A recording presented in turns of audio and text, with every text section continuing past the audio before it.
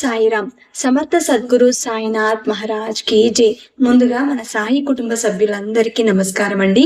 అందరూ కూడా సుఖంగా, సంతోషంగా, ఆరోగ్యంగా బాగుండాలని మనస్ఫూర్తిగా కోరుకుంటూ ఈ రోజు వీడియో మొదలు పెడుతున్నాను. ఇక ఈ రోజు వీడియోలో బాబా గారు ఏం చెప్పబోతున్నారు అంటే, తల్లి కళ్ళు మూసుకుని బాల అంజన్నని తాకు.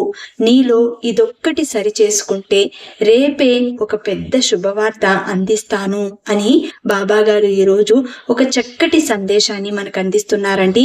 ప్రతి ఒక్కరూ కూడా ఈ రోజు బాబా గారు ఇచ్చే సందేశాన్ని మిస్ చేసుకోకుండా వినండి. ఎందుకంటే కళ్ళు మూసుకుని బాల అంజన్నని తాకగలిగితే మనలో ఉన్న తప్పేంటో బాబా గారు సరిచేస్తారు. అంతేకాదు, రేపు హనుమాన్ జయంతి కావడంతో బాబా గారు ఒక పెద్ద శుభవార్తని మనకు అందించబోతున్నారు. ఆ శుభవార్త మనకెంతో ఆనందాన్ని ఇవ్వాలని కోరుకుంటున్నాను. మరి ఈ రోజు బాబా గారు అందించే ఆ సందేశం వినాలి అంటే వెంటనే బాల హనుమానుని తాకండి. మనకు బాబా గారు ఇచ్చే సందేశం నిజంగానే మన జీవితంలో సంతోషాన్ని తీసుకొస్తుంది. అలాగే బాబా గారు ఈ రోజు మనకు ఒక చిన్న పరిహారాన్ని కూడా అందిస్తున్నారండి. ముందుగా బాబా గారి సందేశాన్ని విందాం. ఆ తర్వాత హనుమాన్ జయంతి రోజున మనం ఏం చెయ్యాలో బాబా గారు చెప్పే ఆ పరిహారాన్ని కూడా పాటించి చూద్దాం. తప్పకుండా మన జీవితంలో సంతోషం రాబోతుంది అని ఎదురు చూద్దాం. మనసు నిలకడగా లేదు కదూ, ఎన్నో ఆలోచనలతో సతమతమవుతుంది కదూ. ఒక్కసారి ఈ సాయి చెప్పే మాట విను. ఈ రోజు బాల హనుమంతుని రూపంలో నీకు ఈ సందేశాన్ని ఇస్తున్నాను. రేపు హనుమాన్ జయంతి నీకు సంతోషకరమైన వార్తని తీసుకొస్తుంది. పెద్ద శుభవార్తే వినబోతున్నావు. నా భక్తులు ఎప్పుడూ కూడా నన్ను అంటి పెట్టుకొని ఉంటారు. అదే నా నమ్మకం. ఇంద్రియాలతో పనిచేస్తున్న మనసులో హరిచరణాలను ధ్యానిస్తూ ఉండాలి అని ఎప్పుడూ నేను అంటూనే ఉంటాను. నా భక్తులు దానిని తూచా తప్పకుండా పాటిస్తూ ఉంటారు. కాబట్టి వారికి ఎంతటి కష్టం వచ్చినా నేను కాపాడుతూ వస్తాను. కానీ నా భక్తులు ఎప్పుడూ కూడా నా సాయి నన్ను రక్షించటం లేదు. ఈ కష్టాన్ని ఎందుకో ఎన్నో రోజుల నుంచి భరిస్తున్నాను, అయినా సరే బాబా చూస్తూ ఊరుకున్నారు. ఎందుకు ఇన్ని కష్టాలు అని నీ మనసు ఎన్నో విధాలుగా ప్రశ్నిస్తోంది. తల్లి, నీ జీవితంలో జరిగే సంఘటనలు, జరగబోయే సంఘటనలు, జరిగిన సంఘటనలు అన్నీ ఒక్కసారి గుర్తు చేసుకో. ఎందుకంటే రాబోయే సంతోషకరమైన వార్త అది ఎలా ఉంటుందో, నీ మనసుకి ఎంత ఆనందాన్ని ఇస్తుందో నీకు తెలియదు. ఇప్పుడు కష్టాన్ని చూస్తున్నావే కానీ రాబోయే సంతోషం గురించి నువ్వు ఆలోచించటం లేదు. ఎప్పుడైతే కష్టం నువ్వు అనుభవించే శక్తిని కలిగి ఉంటావో ఆ సంతోషకరమైన జీవితాన్ని అనుభవించే శక్తి కూడా నీకు ఉంటుంది అన్న నమ్మకం ఆ భగవంతుడు నీకు కల్పిస్తాడు. ఇక ఎప్పుడూ కూడా బాధపడకు. ప్రతిరోజు నువ్వు నా నామస్మరణంతోనే ఉన్నావు. ఏ క్షణమైనా సరే నన్ను పిలవగానే నీతోనే ఉన్నాను. నిన్ను ఎల్లప్పుడూ కూడా మనసులో గుర్తుంచుకుంటాను.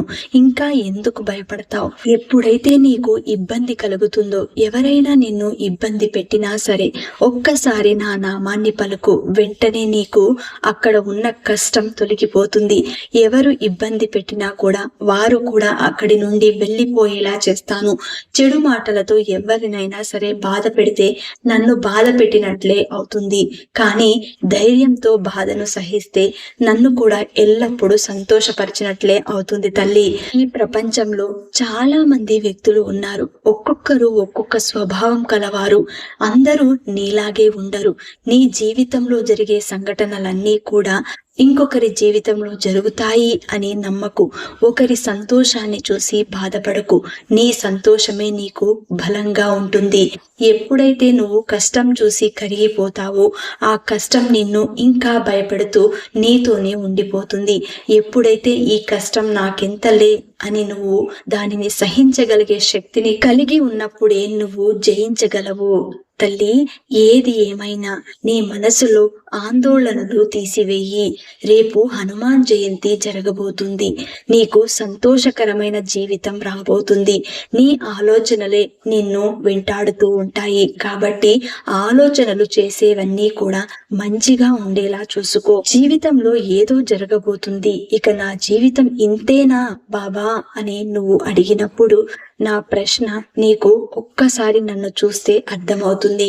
నా కళ్ళల్లోకి తదేకంగా చూడు తల్లి, నీకు సమాధానం దొరుకుతుంది.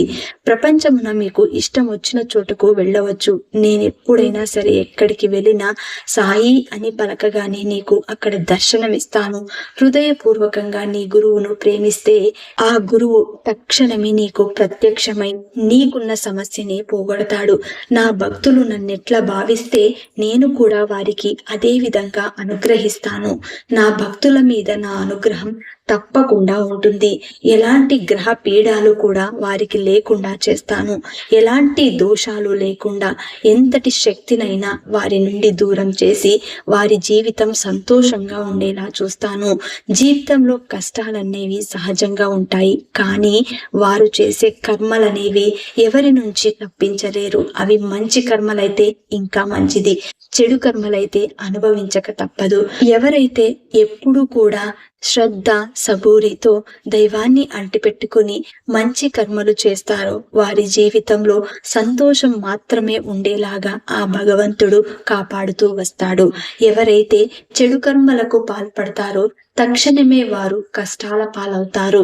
జీవితంలో ఏది చేసినా ఇది కలియుగం కాబట్టి చేసింది తప్పకుండా అనుభవించాలి. ఎప్పుడు చేసిన కర్మని అప్పుడే అనుభవించాలి. ఆ భగవంతుడి నిర్ణయం కాబట్టి నేను ఎప్పుడైతే సమాధి చెందినప్పటికీ నా సమాధి నుండి నా ఎముకలు కూడా నా బిడ్డలతో మాట్లాడుతున్నాయి, ధైర్యాన్ని చెబుతున్నాయి, విశ్వాసం ఉంచుకోమని చెబుతున్నాయి, మనపూర్వకంగా నన్ను శరణు కోరు అని వేడుకుంటున్నాయి. నా సమాధి కూడా మాట్లాడుతుంది. తల్లి, ఒక్కసారి చూడు, విన్నంటే నీతో కదులుతున్నాను, నేను నీ వద్దనే ఉన్నాను. ఒక్కసారి చూడు బిడ్డ, ఆందోళన ఎందుకు చెందుతావు? నా ఎముకలే నీతో మాట్లాడినప్పుడు ఇంకా ఎందుకు నువ్వు ఎవరూ లేరు అని కుమిలిపోతావు బిడ్డ? నీకు ప్రేమని పంచడానికి ఈ సాయి ఉన్నాడు. గమ్యాన్ని చేరుస్తాడు, అనేక మార్గాలు నీకు చూపిస్తాడు. ఇక్కడ నుండి ఎక్కడికైనా సరే నువ్వు ఏ గమ్యానికి చేరుకోవాలని రాసి పెట్టి ఉంటే ఆ మార్గానికి చేర్చే బాధ్యత నేను తీసుకున్నాను. నా ప్రవేశానికి ద్వారం అవసరం లేదు తల్లి. నా బిడ్డ ఎప్పుడైతే బాధని అనుభవిస్తుందో అక్కడికి ఎన్ని అడ్డంకులు ఎదురైనా, ఎన్ని గోడలు కట్టినా నేను అక్కడికి వాలిపోతాను. నిన్ను కాపాడటానికి నేను తప్ప ఇంకెవ్వరూ లేరు అని గుర్తు పెట్టుకో తల్లి. నీవేమీ భయపడవద్దు. నీకు కలుగుతున్న కోరికలు చెరిపివేయడానికే నేనున్నాను. ఎక్కడైతే నీకు అవసరమో దానిని నేను నీకిస్తున్నాను. మీ శక్తి కొలది మీరు చేస్తూ ఉండండి. ఇతరులను వారి వారి ఇష్టానుసారం చేయనివ్వండి. అంతేకాని అందరూ కూడా భగవంతుని యొక్క అంశులే. అందువల్ల ఎవరు ఎవరిని కూడా ద్వేషించకూడదు. అందరిలోనూ ఆ ఈశ్వరుడు ఉన్నాడు. ఎప్పుడు అది మరవవద్దు. నువ్వెప్పుడు ఆకలి ఉన్న వారికి అన్నం పెడుతూ ఉండు. ఎవరికైనా డబ్బు అవసరమైతే ఇవ్వడానికి నీ మనసు సందేశిస్తే తప్పకుండా అలాంటి వారికి ఇవ్వవద్దు. కానీ వారిపై ఎలాంటి కోపతాపాలు పెంచుకోకూడదు. గడియ అయినా వ్యర్థం చెయ్యకు తల్లి. హరి యొక్క గురువు యొక్క భజనలో శ్రద్ధ కలిగి ఉన్న వారికి గురువు శాశ్వతమైన సుఖాన్ని ప్రసాదించి భవసాగరాన్ని దాటిస్తాడు. ఎలాంటి బాధ చెందకు. బుద్ధిమంతులు కలవరపడరు. ఎప్పుడూ కూడా షిరిడీలో అడుగు పెట్టగానే నువ్వు అనుభవించవలసిన కర్మ అంతా కూడా పూర్తి చేస్తాను. లోకులు పలు కాకులు అని అంటారు. నీ మానాన నువ్వు ఉండటం నేర్చుకో, అదే నీకు మంచిది. ప్రపంచంలో ఒకరికి తోడు మరొకరు ఎందరో ఉన్నారు. నాకైతే ఇక్కడ ఎవ్వరూ లేరు. నాకు నా భగవంతుడు అయిన నా గురువు మాత్రమే నాతో తోడుగా ఉన్నాడు. నేను భగవంతుణ్ణి బానిసను. సర్వము చేసేది, భక్తులను రక్షించేది ఆ భగవంతుడే. నువ్వు వెళ్ళిన చోట నేను లేనా? నీకు భయమెందుకు బిడ్డ? ఎవరైతే ధైర్యంగా నిందను దూషను సహిస్తారో వారు నాకెంతో ఇష్టమైన వారు. ఈ పాదాలు చాలా పురాతనమైనవి తల్లి. నీ చింత ఇక తొలగిపోతుంది. నా యందు పూర్తి విశ్వాసం మాత్రమే ఉంచుకో. అతి త్వరలో నువ్వు కోరుకున్నది నీకు అందిస్తాను. నేను అన్ని ప్రదేశాలలో వ్యాపించి ఉన్నాను. నేను లేని ఖాళీ చోటంటూ లేదు. భక్తుల భావాన్ని అనుసరించి ఎక్కడైనా ఎలా అయినా సరే ప్రకాశిస్తాను. నా స్మరణ చేసే వారిని నేనెప్పుడూ గుర్తు పెట్టుకుంటాను. నాకు గుర్రం కానీ, రైలు బండులు కానీ, విమానాలు కానీ అక్కర్లేదు బిడ్డ. నన్ను ప్రేమగా పిలిస్తే చాలు. ఏ మాత్రం ఏమాత్రం ఆలస్యం చేయకుండా తక్షణమే ప్రత్యక్షమవుతాను. అది కళ్ళు మూసుకుని నేను చెప్పినట్టుగా బాల అంజన్నని తాకావు. ఈ రోజు నువ్వు చేస్తున్న తప్పు ఏంటి అన్నది కూడా ఈ సందేశం ద్వారా నువ్వే అర్థం చేసుకోవాలి. నేను చెప్పిన ఈ సందేశం నీకు పూర్తిగా బోధపడింది అనుకుంటాను. ఎందుకంటే మనస్సులో ఎలాంటి కల్మషము లేకుండా శ్రద్ధ భక్తితో నేను చెప్పింది విని ఆచరించిన వారికి ఎలాంటి కష్టాలు రావు. తప్పకుండా వారు ఎలాంటి తప్పు చేయరు. కాబట్టి జీవితంలో ఏ కోరికతో అయితే ఇన్ని రోజులుగా బాధపడుతున్నారో అలాంటి వారికి ఒక పెద్ద శుభవార్తని అందిస్తున్నాను. రేపు అంజన్న స్వామికి ఎంతో గొప్ప వైభవమైన రోజు. ఎందుకంటే ఆయన పుట్టిన రోజు కాబట్టి రేపు మీరు తప్పకుండా చేయవలసిన ఒక చిన్న పరిహారం ఉంది. అది వెంటనే ఆచరించండి. ఏ సమయంలో మీకు వీలు పడుతుందో ఆ సమయాన్ని మీరు అనుకూలించుకొని తప్పకుండా ఆంజనేయ స్వామి మందిరానికి వెళ్ళి అక్కడ చేయవలసిన పరిహారం అండి.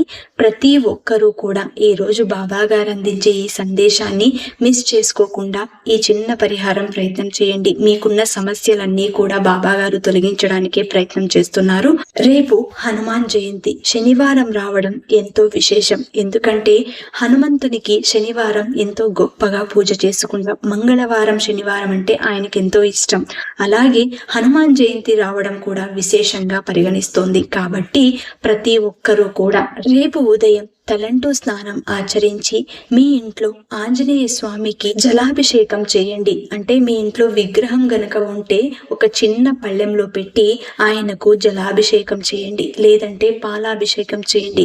ఈ విధంగా కనీసం అంటే 5 పదార్థాలతో మీరు అభిషేకం చేసినట్లయితే ఎంతో పుణ్యం వస్తుంది. ఆ తర్వాత రావి ఆకుని ఇంటికి తెచ్చుకుని రావి ఆకుతో పూజ చేయాలి. రావి ఆకు మీద మీరు శ్రీరామ జయ రామ జయ జయ రామ అని రాసిన తర్వాత ఆ ఆకుని పూజా మందిరంలో ఉంచి పూజ చేయండి. అలాగే ఆంజనేయ స్వామి చిత్రపటం ఉంటే గనుక ఆ ఫోటో కింద కానీ లేదంటే విగ్రహం ఉంటే విగ్రహం కింద కానీ రావి ఆకులు ఒక 5 రావి ఆకులను ఉంచండి.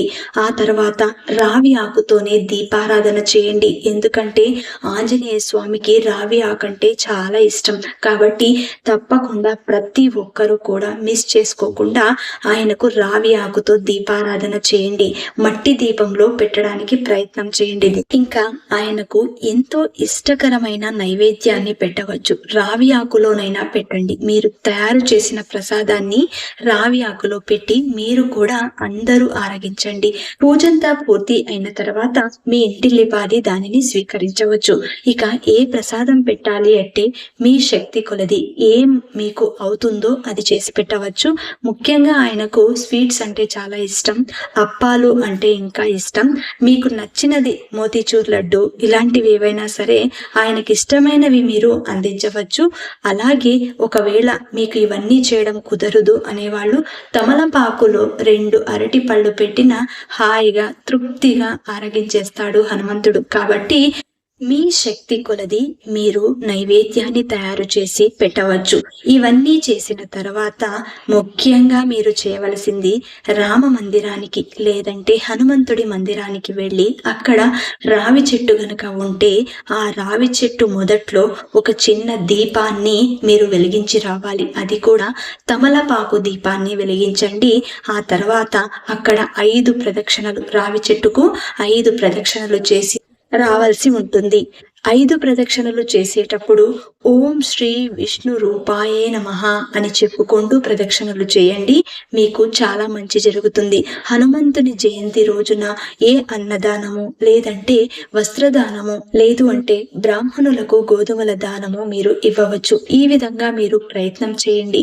తప్పకుండా ఆ భగవంతుని యొక్క అనుగ్రహం మీకు లభిస్తుంది. ఈ రోజు బాబా గారు చాలా అద్భుతమైనటువంటి సందేశాన్ని మనకు అందించారండి. నిజంగా కళ్ళు మూసుకొని మనం బాబా గారు చెప్పింది వింటాం.